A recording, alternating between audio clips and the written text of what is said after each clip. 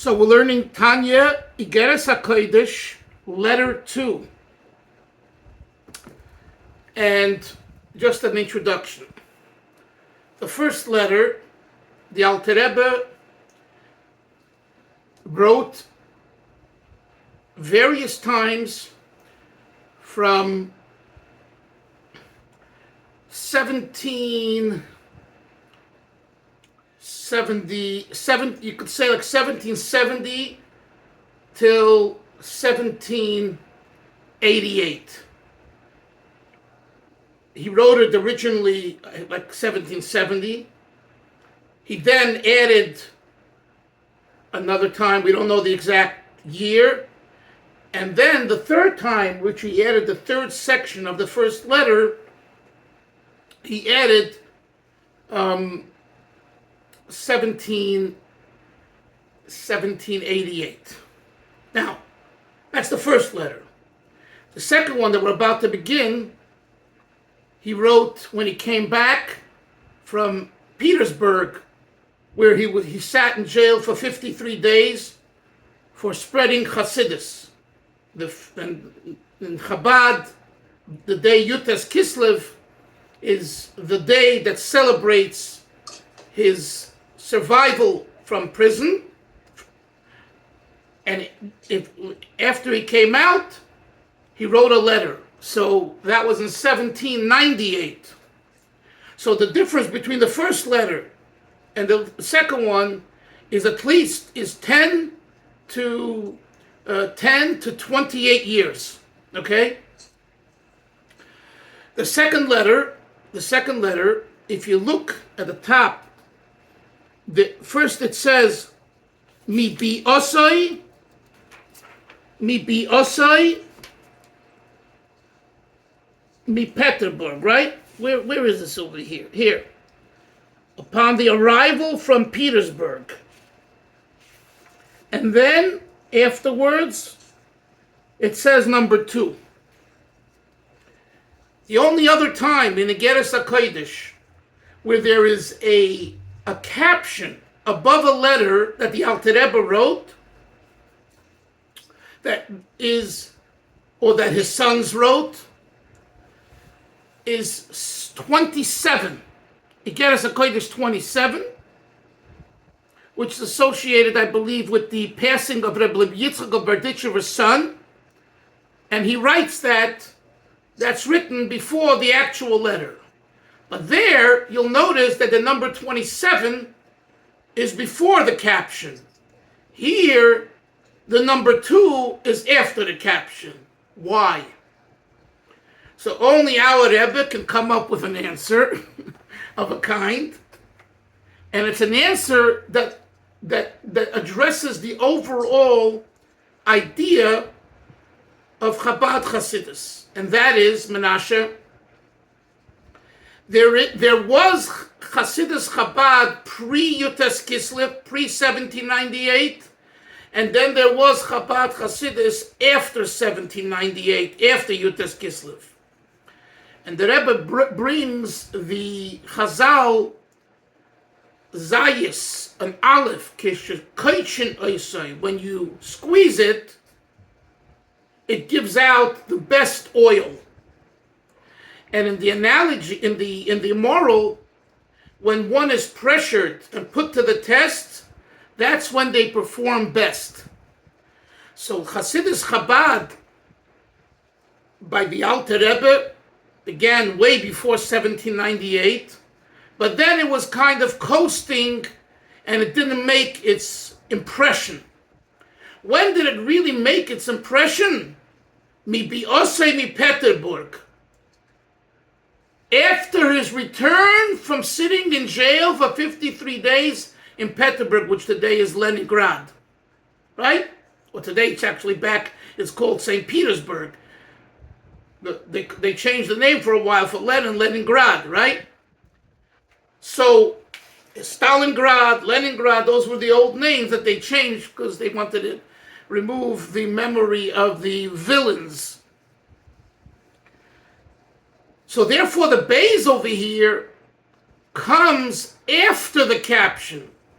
In other words, if not for the caption, then which represents the experience the Baal Tanya went through, sitting in jail for 53 years, there's no significance to Chabad Hasidus that's different than, in a way, all of Hasidus. And I say in a way because there's still a difference. But if you look into the discourses of the Baal Tanya, primarily till 1798, they're on the brevity side. They're more brief.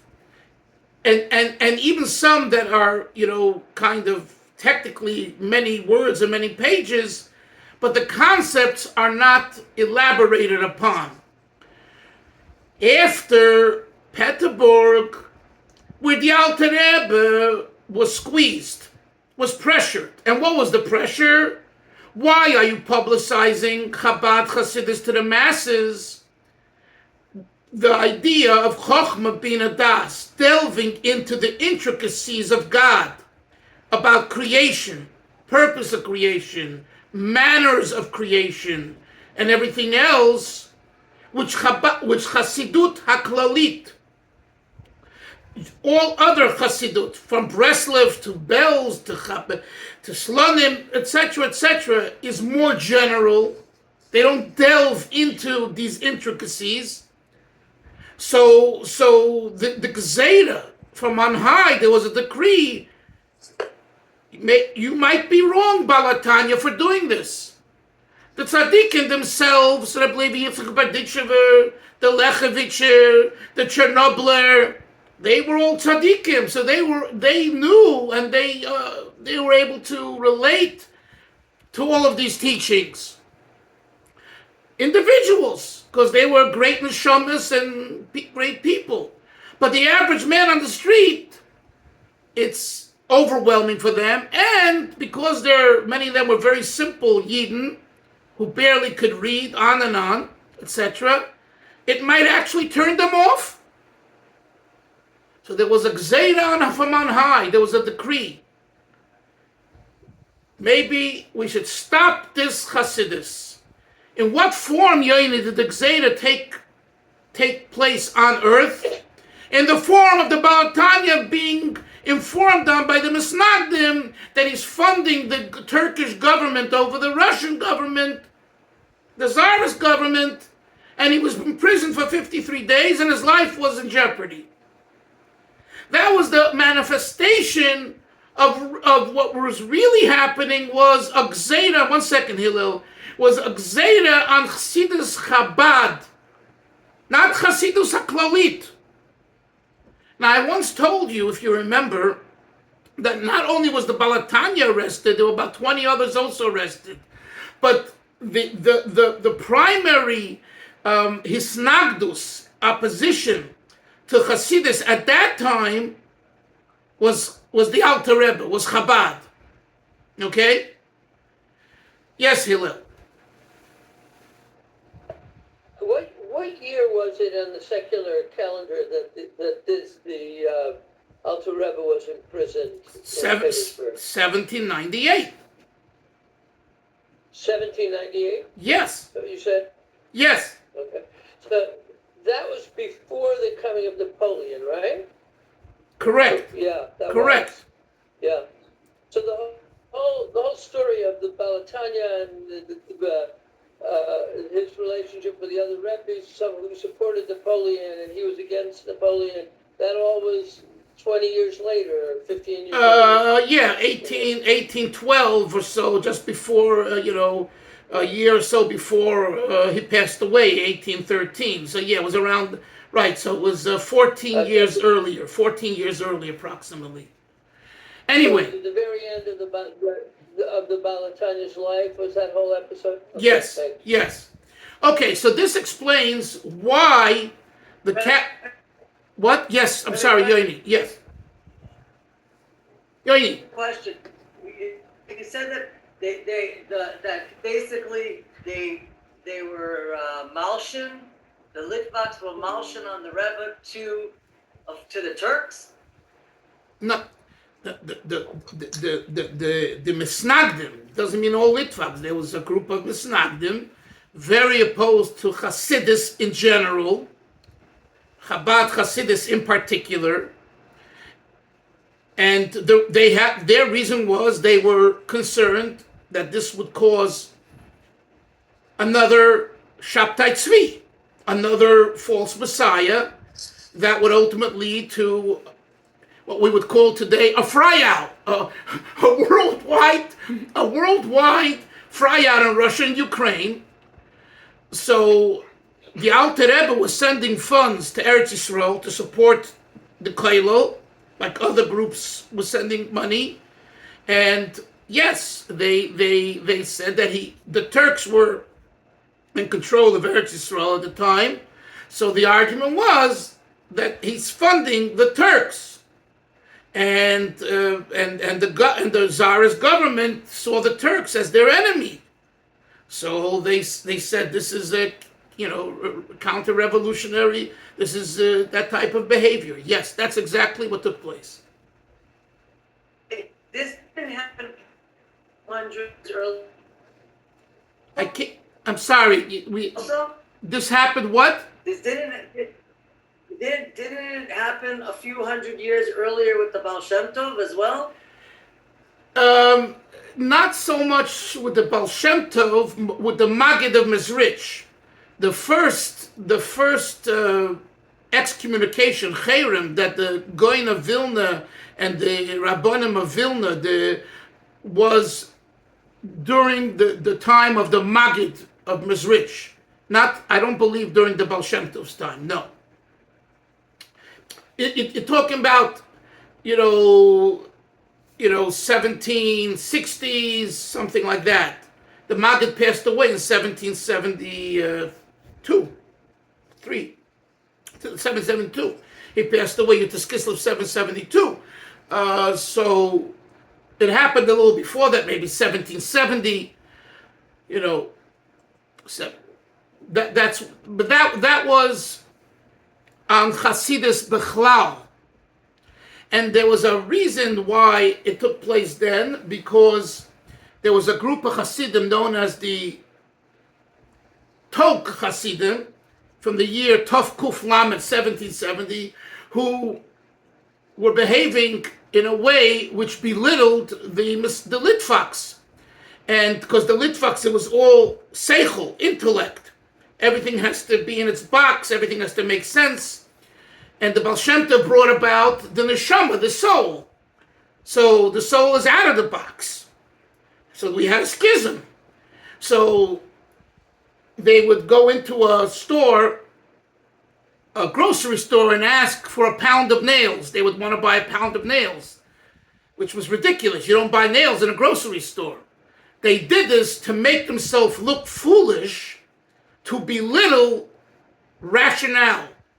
Right? They knew you don't buy nails there, but they did it specifically to try to break the mentality of the time was everything has to be normal. And they made somersaults in the street. Right? When you walk down the street to your shul, you don't see people usually making somersaults. And they were doing somersaults. Just wild things. And this caused by the Misnagdim an uproar. This is kind of leading to a Shabtai Tzvi in a different form. So they came out with and they went to the Goyin, and they told the Goyin was learning day and night, the Vilna Goyin. And they told him this, so he accepted it. And they put out an excommunication. That was the first one. So that was in 1770, during the time of the Maggid. Here we're talking about 1798, 18 years later. And by the way, there was once or twice other cherems. In other words, you know how it is. You put out a zettel, you paste on the wall all those signs you see. The same idea. They put out kol koros announcements to oppose Hasidus, and they called them the Kat. The Kat means the cult, the group. Kat means a group. Like, this is the cult. Stay away from the Kat. No business to have with the Kat.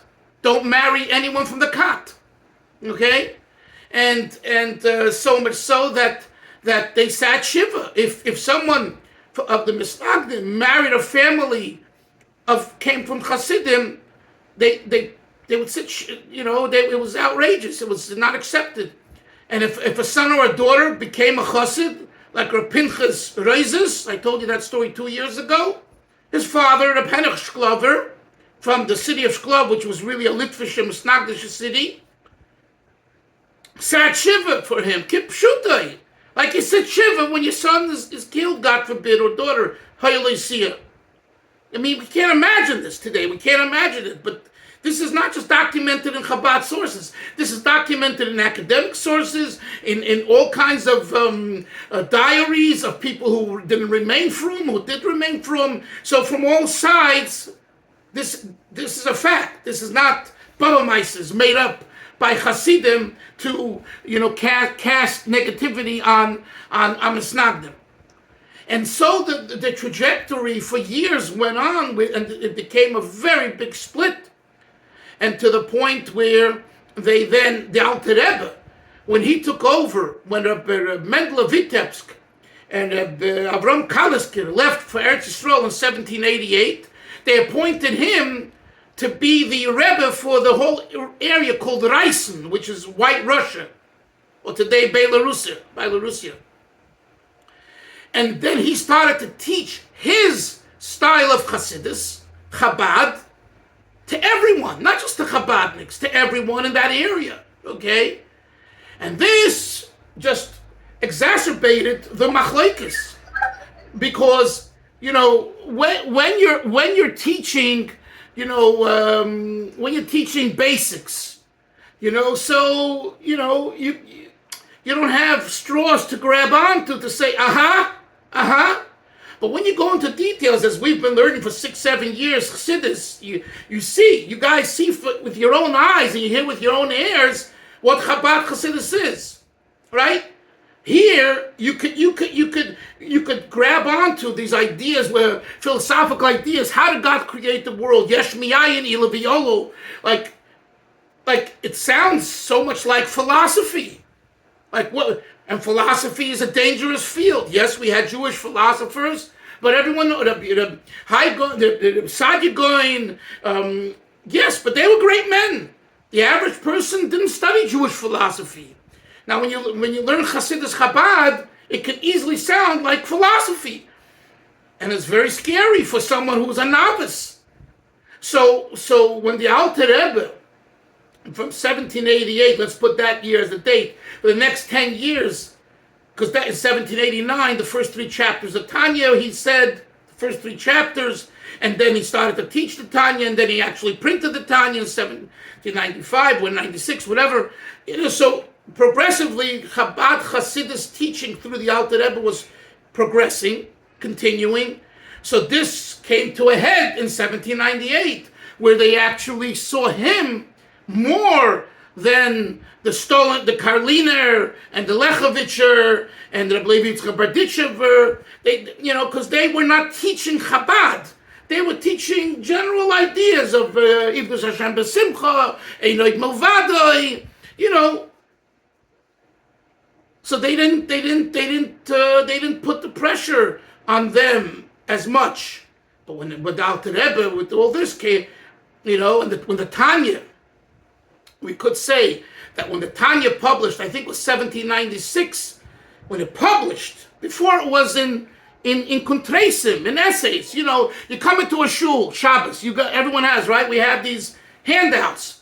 Today there's so many of them. They flood the tables, right? You take a look at it, you read it, you put it down, and where does it end up going? In the garbage. And if you're very frum, you put some of them into Geniza, right? But pretty much, you don't look at them the next week. You wait for the next Friday night Shabbos to get the new ones. So the Tanya originally was in these type of Kuntresim essays, so it wasn't significant. But when it was published, when the first time was published, now it's a sefer. A sefer is something completely different. It's feel it, hold it. I know people who love the smell of print. It goes into your bookshelf. It's a sefer. And That's why it's so significant to use a sefer. If I have a choice of using a handout or a sefer, if I have the sefer, I'll use the sefer. So when the Sefer Tanya was published, this was a real threat to them. Oh, now they're going to get to the average person. Now they're going to make people really apikursim. They're really going to become part of the cult. So we have to stop it from on top. You don't go to here or here. You go to on top. Who's on top? The Tanya, the author, the Rebbe. And that's why they had him imprisoned. They were motion. They informed on him. And it was very close. But the Rabbeim, the Lubavitcher Rabbeim, saw everything I just told you as a result of the spiritual decree on Chabad Hasidus. Because maybe they were right. Maybe for the average man, these things aren't relevant. And it will lead them astray.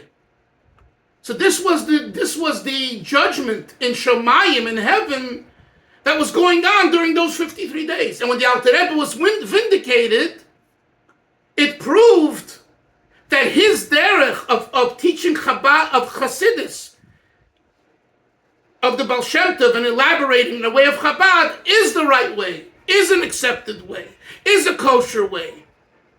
So from once the olive, going back to the analogy of the olive, when you squeeze it, the best oil comes out, the best of Chabad Chasidus, and that means the best way of developing character and being an Oved Hashem came because of the Gzeira and the imprisonment.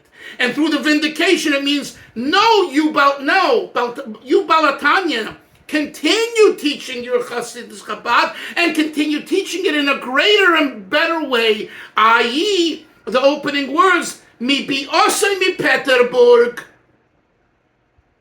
All of that you didn't have until after Yutes Kislev 1798, when he returned from his imprisonment in Petersburg. And that's why it's symbolized by the bays, the number 2. This isn't just this number 2 as a letter. This is the second letter out of 32 letters. That too.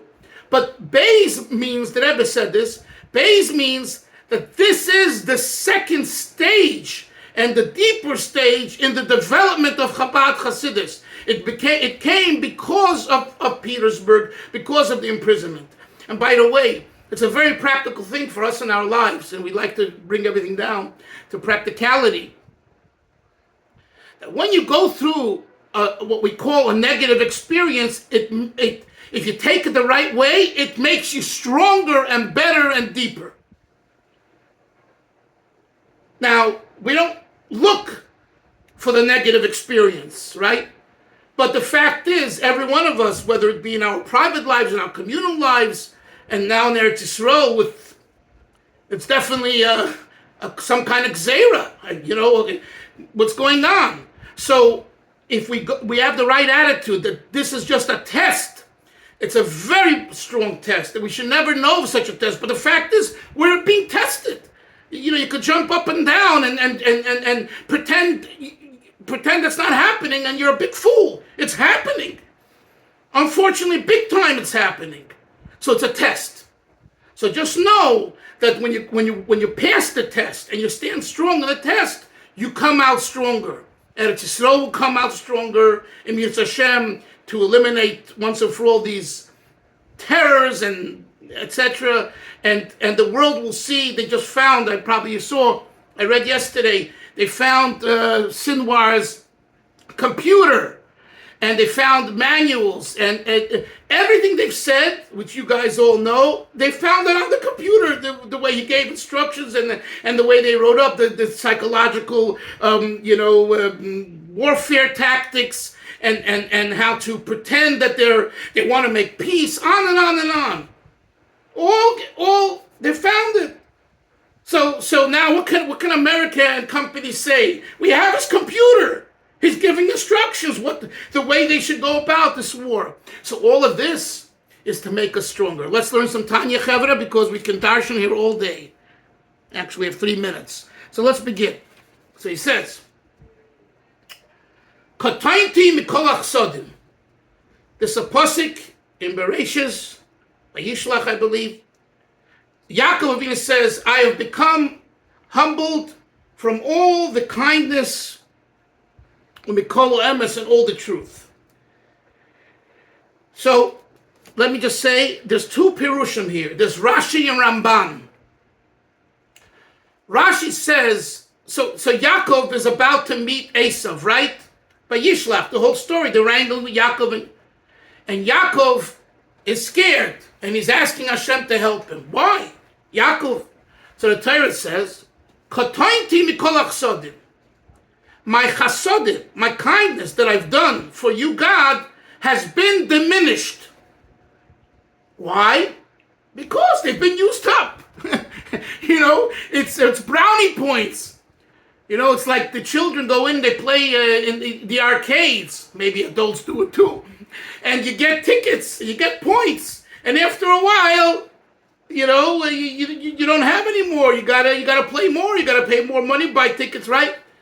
The Chasadim Baruch that Yaakov had as Yaakov Avinu, he felt were already diminished. And now he has to face Esav. So the question is, what chesed will he have? What kindness will he have that will get him through the Esav?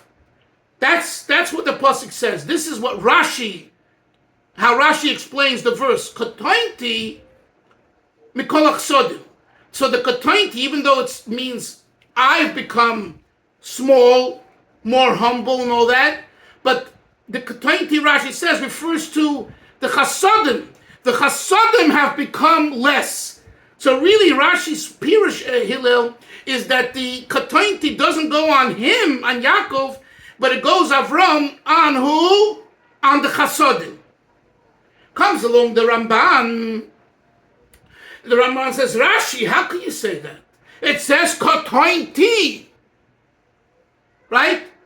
Yaini, what does katainti mean? I have become katan.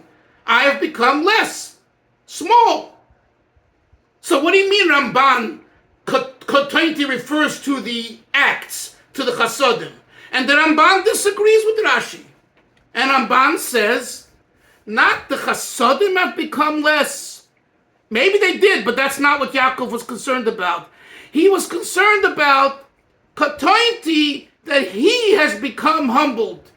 In other words, he's humble, and he's concerned that Hashem won't answer him. He's coming out of a place of humility. And out of a place of humility, you don't think that you are God's gift to mankind. You don't think you're God's gift to mankind and you have to face Esav. You get very concerned. Right? You have a court case, whether it be for a driving ticket or something else. You stop and think, who am I? Who am I after all? And if that's the case, who says I'm going to win and I need help? Hashem, help me. Yaakov felt the same way. The Alter Rebbe here does a fantastic thing. He basically accepts both commentators, Rashi and Ramban, but with his own twist.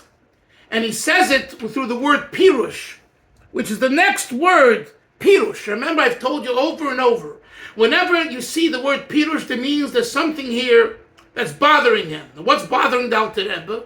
What's bothering the Alter Rebbe is Rashi interprets the simple text. And the Ramban has a great argument and question on Rashi. How do we reconcile it? The Alter Rebbe is uncomfortable allowing Rashi to be squashed and disqualified by the Ramban. Because Rashi is Rashi. You know what the Alter Rebbe says? You're both right.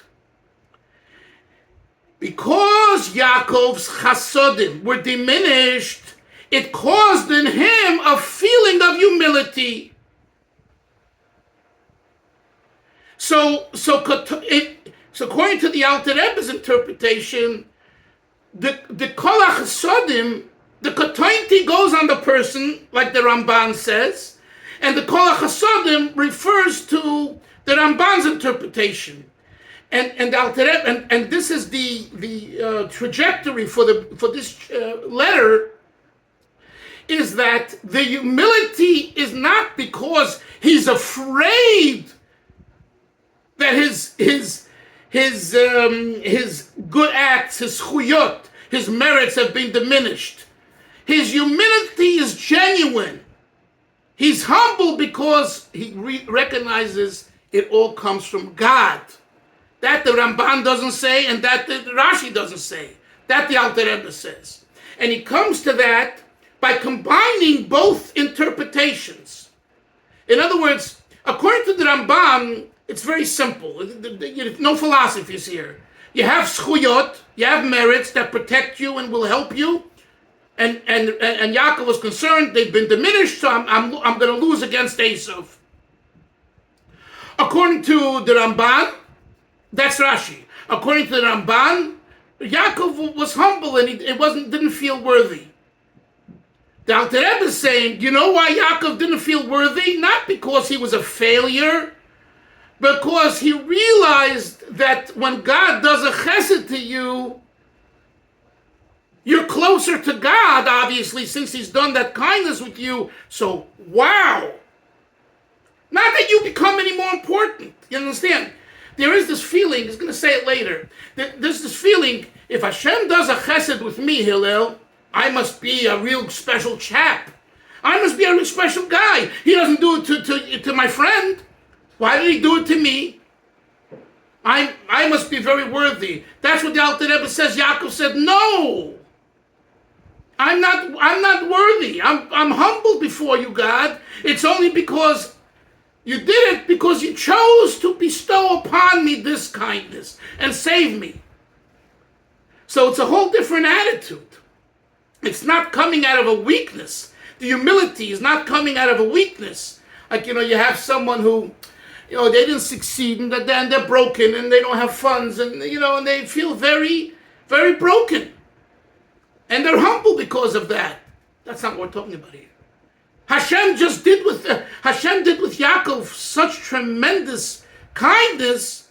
So you would think Yaakov would say, why is Hashem doing this to me? I must be something special in God's eyes. So the Alter Rebbe says, Yaakov says, Katointi. I am looking at the chasodim that Hashem, that you did with me, not that I'm anything special, that it's all about you. The more chesed that I have in my life that you give me, it points to my being more distant from you, meaning distant in the sense of you're so awesome. In other words, and this is a chiddush, the chasadim in your life, the kindness in your life, should lead to more awesomeness for God, more reverence for God, not more, hey buddy, come here buddy, we're buddies. We're no buddies with God. But Hashem helps you, and he does chasadim. It's like, hey, he really likes you. And this other guy that you daven with in shul, he don't help him. So the Alter Rebbe says, you have to realize that if Hashem does the chasadim to you, it's only to recognize his greatness. And this idea is the introduction within this chapter to the second part. And I'll tell you what that is, and then we'll finish and continue tomorrow, Mitzvah Hashem. And that is that after he came back from Petersburg, from his jail, the Hasidim wanted to go out and give it to the Misnagdim and to really let them have it. You tried killing our Rebbe, and the court said that he's right and he's vindicated and he's authentic, and therefore you're all a bunch of losers. That was what they wanted to do. So the Alter Rebbe, I think the next day after he came out, he right away wrote a letter to them. Be quiet. Basically in English, shut your mouth. You'll see later at the end the words has milahaska means close. Be quiet for mentioning. In English it would be shut your mouth. Don't say a word. Because if you say a word with that shows that the chesed is coming from a place of ego.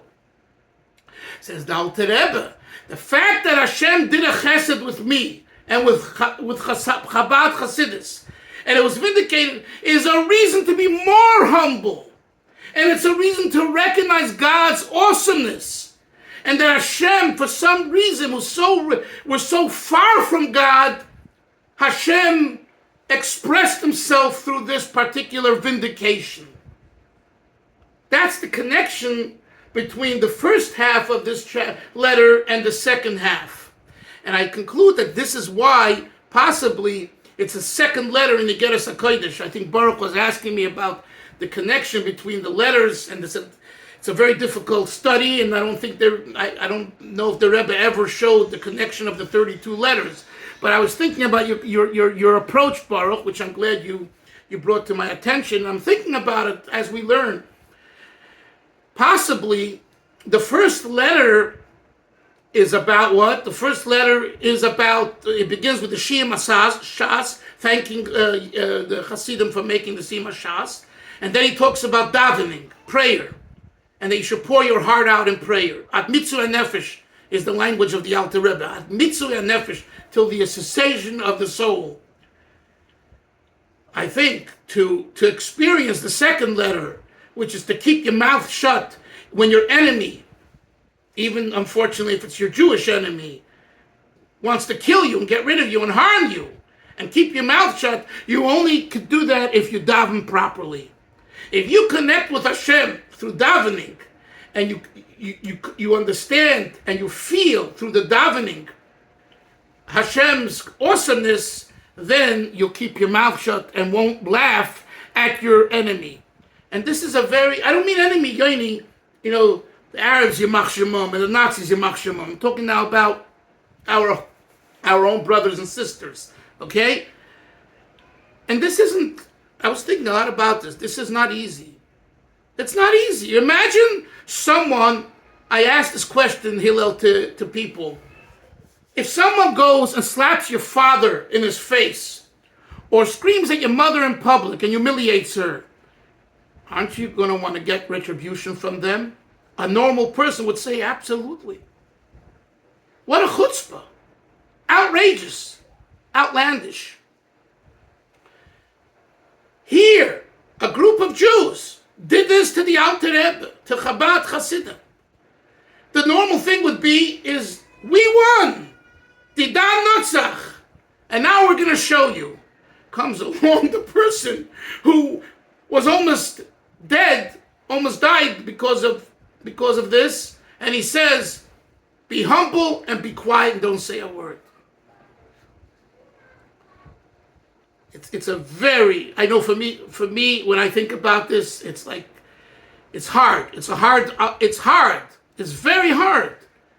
But that's the message, just like I think, Hillel, someone of you guys asked, the first chapter, the first Igeres, the Alter Rebbe says, you better daven for an hour and a half shachris. And I'm sending spies to check out your shuls, right? And the Balabatim are rushing off to work during the week, should have no right to go for the Amid, right? So I think Baruch asked me, so do we still do this today? Good question.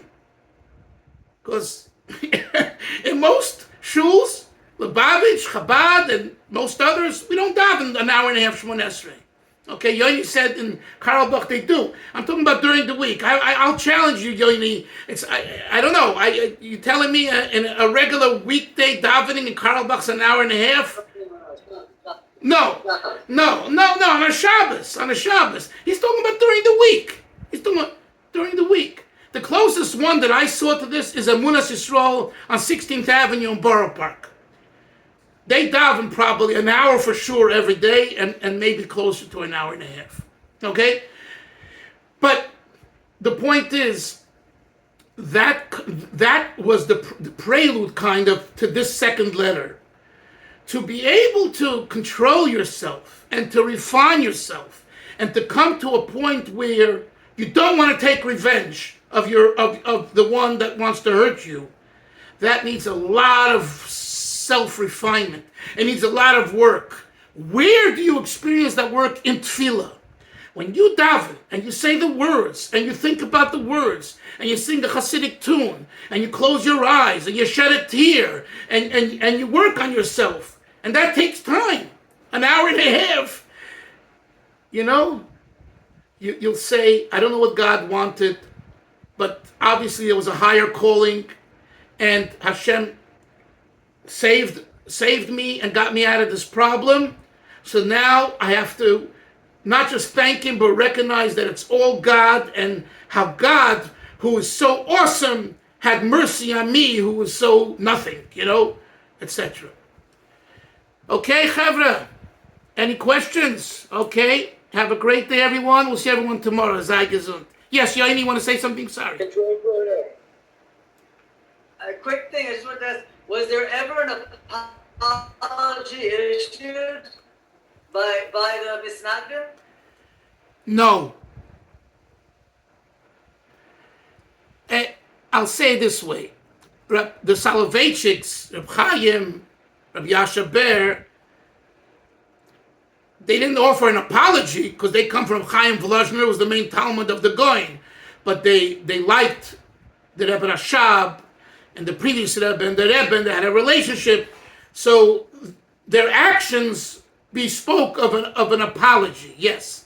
But to tell you that they made a proclamation that we were wrong, as far as I know, the answer is no. Again, you're talking about a 250-year history. So the ones, you see, Yaini, it was that period, in the 1800s, from the Tzemach Tzedek's time on, and Reb Itchel of Volozhner, the son of Reb Chaim, he was very tight with the Tzemach Tzedek. So this animosity and machlokes dissipated heavily during the 1800s. Chassidim were Chassidim and Litvaks were Litvaks, and that ain't changing till Mashiach comes. But the animosity and you're a cult and all that dissipated. Listen, you were in Brooklyn, you were in certain yeshivas, you know that even during the Rebbe's time, it unfortunately came back during the first part, of his life when he became the Rebbe. Because he started with talking about Mashiach, and he started talking about the Mitzrayim reaching out. And this was a revolution to many of the establishment. So some of that animosity surfaced back.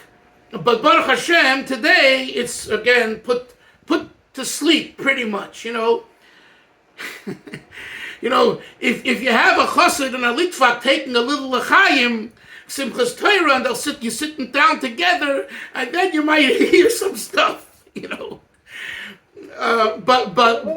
even in the Hasidic world, it seems to have been diminished. Because I remember when the Rebbe passed, there was some unkind things said about him in the Hasidic world. Right, yeah, but that does not seem to be the case. Right, but Hillel, the Hasidim were all in the same bag as the Alter Rebbe 250 years ago, right? The issue that we're discussing never was between Hasidim and Hasidim. There were other issues that you allude to, but from the Misnagdim to the Hasidim and vice versa, it was a fight. It was a real fight that was really vicious, and So what I'm saying to you, Yaini, is that because for a lot of the time, let's say in the early 1900s, Reb Chaim Oizer, the Chofetz Chaim, they were good with the Rebbe Rashab. They did communal work together. Reb Chaim Oizer gave money to the Lubavitch Yeshiva. I mean, there's letters and letters. So we find that there was kind of a reconciliation practically. It doesn't mean to say that, like Rabbi Soloveitchik, the Rav says, and I love the Rav since I wrote about him. In 1968, he was in Boston at the Yutas Kislev Farbrengen, and it's on tape. You got to listen to it. It's unbelievable. He says, "I am from he has the German accent, from the house of Brisk Beis Harav. I am a great son, great grandson of Reb Chaim of Lozhner, the Talmid Muvak of the Goin. I am a Misnagid. So what am I doing here on Yutas Kislev? So, and then he went on for an hour to explain what Hasidus Chabad is and Alter Rebbe, and then at the end, you thought he's the biggest chassid of the Alter Rebbe, which he was in a way, So, those were the type of words and behaviors that you could say there was an apology, but it wasn't, an apology in a statement officially. Clear? Have a great day, everyone. Zaygasm, take care. Bye-bye. Thank you. Have a great day. Bye-bye. Take care. Tzlacha. Take care.